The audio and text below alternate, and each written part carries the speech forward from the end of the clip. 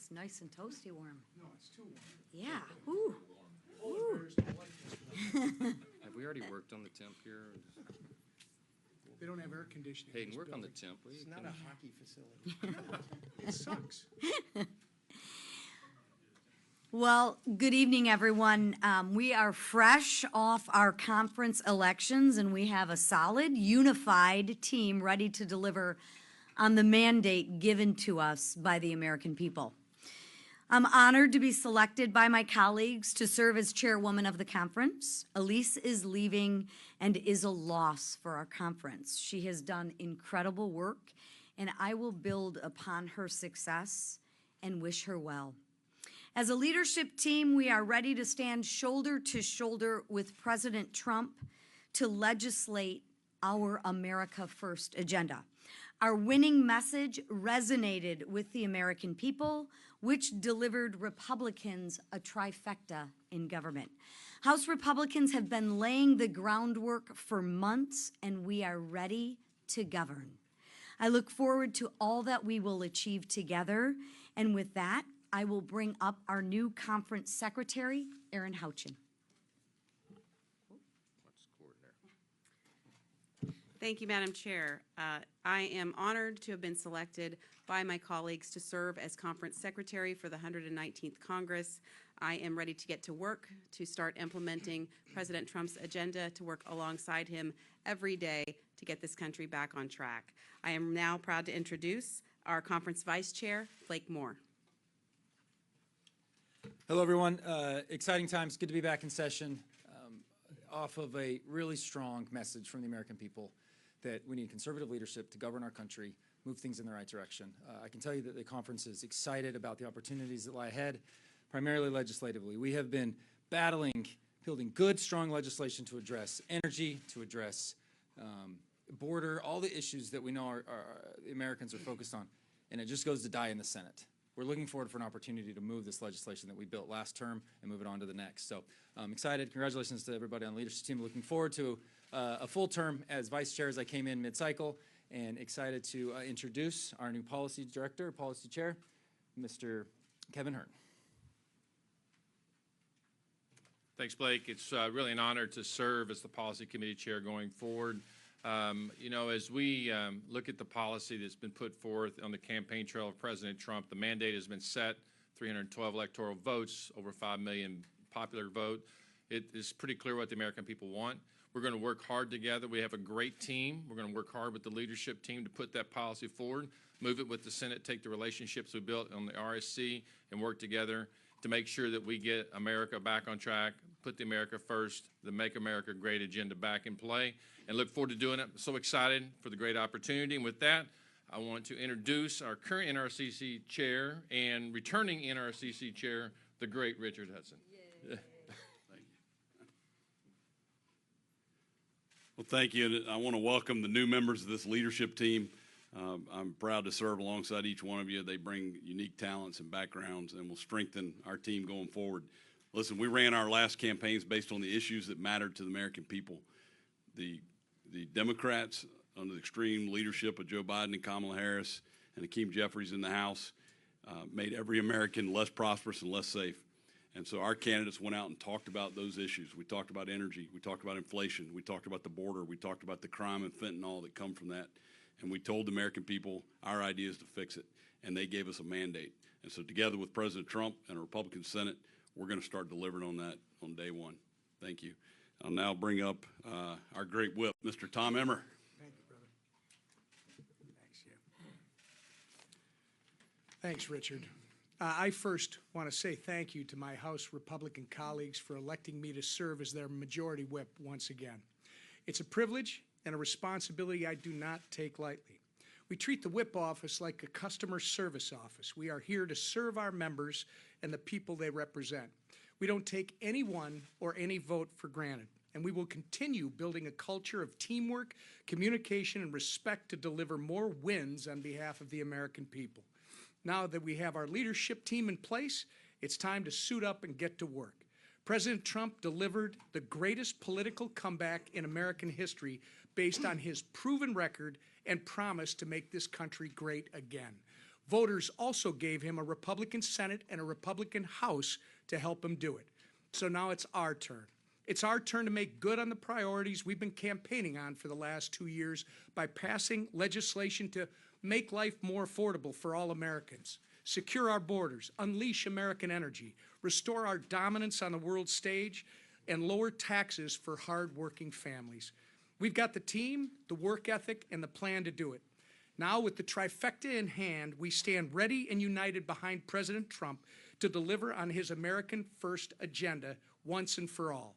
As the 118th Congress proved, it may not always be smooth sailing, and we may have some disagreements along the way, but I've always been a firm believer that there's more that unites us than divides us. And so long as we work together as a team, I have no doubt we will seize the opportunity in front of us and put our country on a better path for generations to come.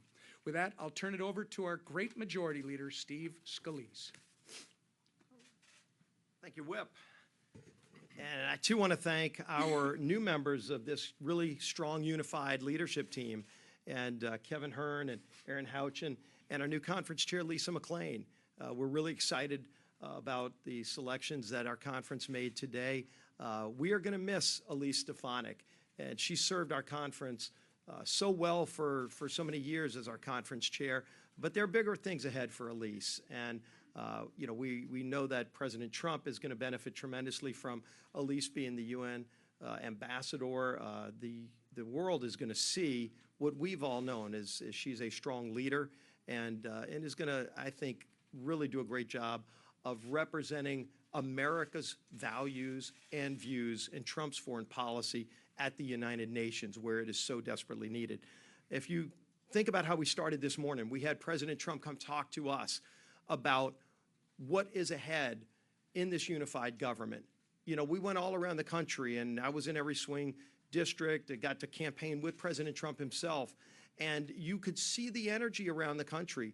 You know, when President Trump talked about the things he would do to make America great again, it's not just a tagline on a hat. It's what we're going to do to secure America's border. It's how we're going to lower food costs and energy costs for those families who are struggling across this country, who have been clamoring for somebody to hear their plight, and President Trump did. And he did it in every corner of the nation. He won every swing state because he had a message that was focused on those hardworking families who are struggling. And they responded by giving us this overwhelming mandate. And we are already working to deliver on that promise. We're excited about this opportunity for the American people to go and fight to get those policies put in place now that will lower their food costs and lower their energy costs and secure the border, working with President Trump to deliver a better America. And I am proud to say that the leader of that effort here in this new Republican majority, who was elected today unanimously by our members to be the Speaker of the House again, marshaling through this effort, is our Speaker today and our Speaker tomorrow, Mike Johnson. Thank you. Thank you. Well, thank you all for being here again. It is a new day in America. Yesterday morning, we began on the steps of the House as everyone was flying in to begin work again as we complete the 118th Congress. And we celebrated what is a new beginning, really, a new morning in America, a new day in America. And so today we began this morning, as Steve Scalise just told you, our majority leader, that we began with President Trump. And he came to visit us. It was a bit of a pep rally. Everybody feels very confident, very encouraged about the days ahead. And he gave us a very inspirational message. And he talked about the importance of maintaining unity and standing with this leadership team to go forward. It was very well received, and that set the tone for our day. And we had a very productive day together as a Republican conference. And the theme that you'll hear over and over from all of our members across the conference is that we are unified and energized and ready to go. We have to deliver for the American people beginning on day one in the new Congress, and we will be ready for that. I want to congratulate these new leaders that have been duly elected to help serve the conference. This is an extraordinary leadership team, and those who've been reelected who have earned those positions well. This was a group and a body today that worked together and did some really extraordinary things, putting together a leadership team and deciding upon our conference rules.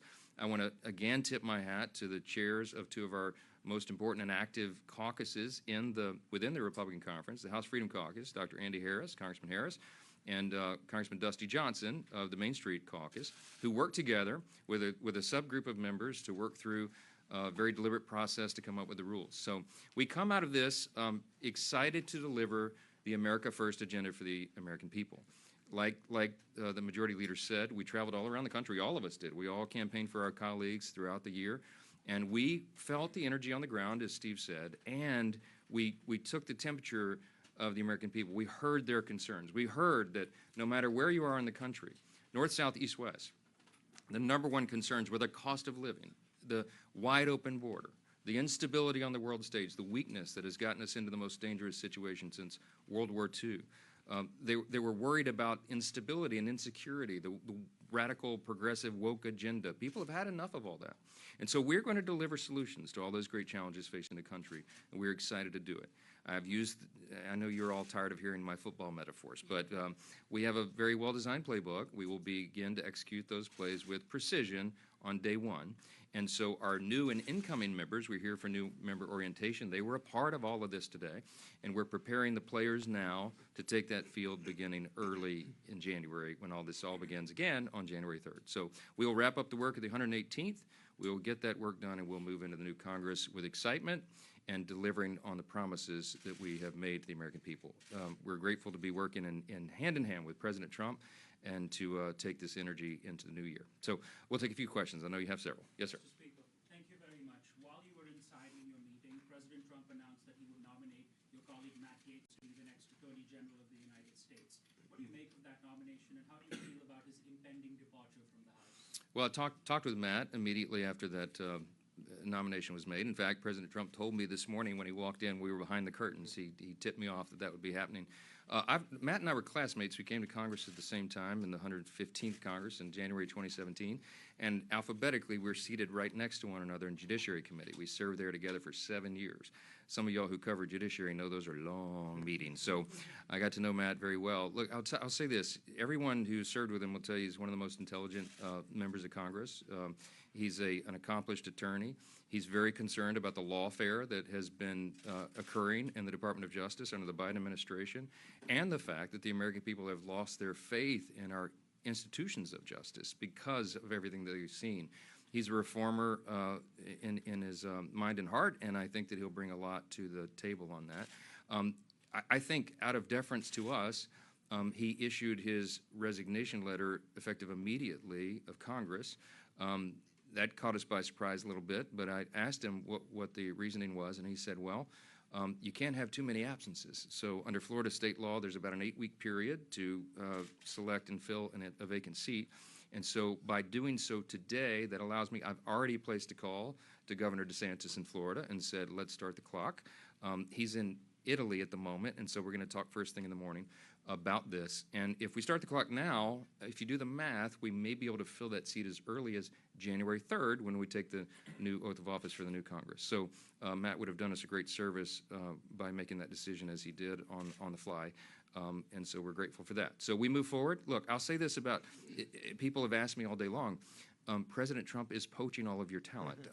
Yes, we have an embarrassment of riches here. The Republican conference is full of talented people who are extraordinary leaders and have great expertise, and everyone in this Congress, in this conference, could serve in a leadership position in the administration. But I have begged and pleaded with the new president, enough already. Okay, but because our numbers are small, we are going to have the majority. We're celebrating that. I think it could be as high as a 5-seat margin, but we'll have some of these vacancies open as we begin the year. We'll fill them as quickly as possible, but we're excited for our colleagues to have these new career opportunities and new opportunities to serve the country. So we move forward. Yes, ma'am.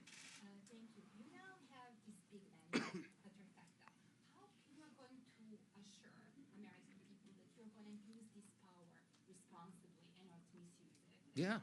I'm glad you said, the question was about the mandate that the American people have delivered us. It was an historic election.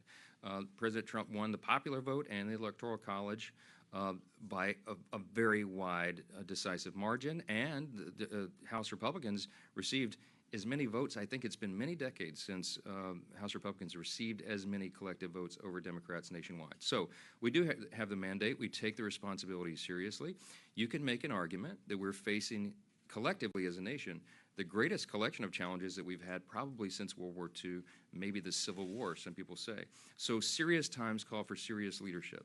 It's going to be a policy agenda-driven administration and a Congress, and you've heard us say many times that it could be, I believe it will be, the most consequential Congress in the modern era, most consequential administration in the modern era, because frankly, we have to fix almost every area of public policy. So what it will be required of us is to plan deliberately and execute with precision, and that's what we're working on right now. We're going to deliver for the American people. We're going to bring down the cost of living. We are going to turn American energy dominance back on. We are going to secure the border.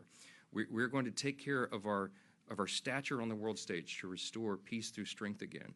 And all of the things that are concerning people, from woke ideologies in the schools and a business place to all the other chaos that we've ensued with the rising crime rates and everything around the country, we have solutions for all that. And we had a demographic shift in this election. We had large groups of voters in different demographics that came into the Republican Party who had never been there traditionally in large numbers before.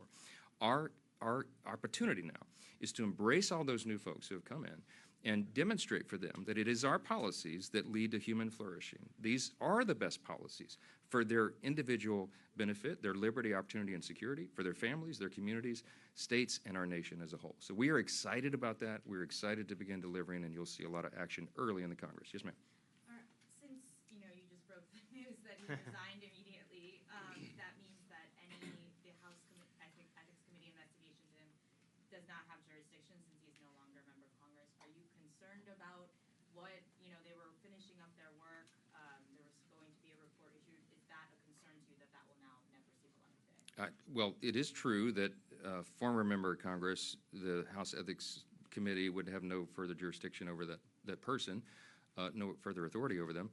So that would not be unprecedented. But as far as the timing of a release or report or something, I don't know. The Speaker of the House is not involved in that, can't be involved in that. So I'm not really the person probably to answer that question. So, yes, ma'am. Is President-elect Trump considering the slim House majority when making these decisions about his cabinet? Is he listening to your concerns about that? And do you feel comfortable allowing the majority to go slimmer? No, I'm not comfortable with that.